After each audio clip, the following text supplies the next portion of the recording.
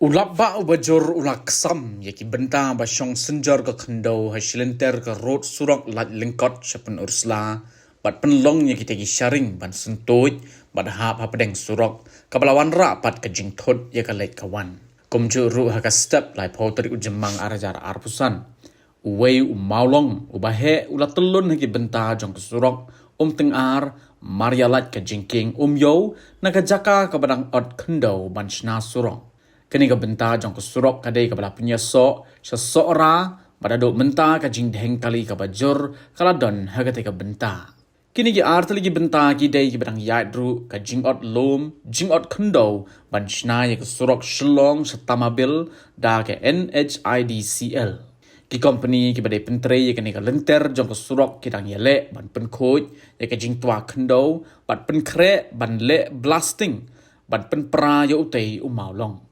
kajing jur slap hagi ni ars ni kalawan ra kajing shlei hagi benta jong kanong ba shlong bat kum jur kajing kat tenat jong ki ding ki sit hagi benta jong ka surok haga nong ba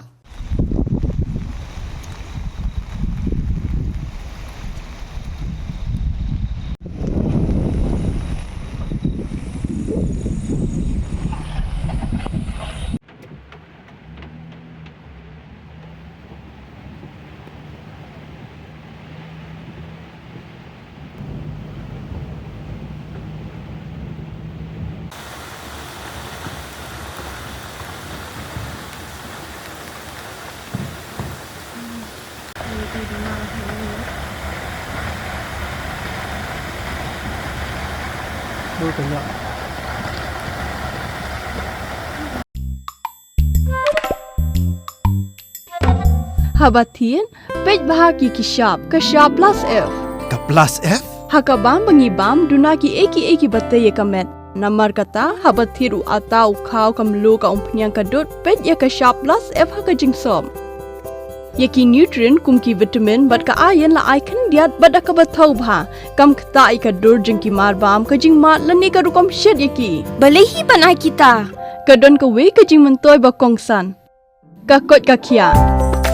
Ka nutrition bakam bha kajing im bakam bha pendon kam daki marba medon ka sharp plus F menta kasni. Lawan Ra Shafi Lingba ko office jong Commissionerate of Food Safety Meghalaya.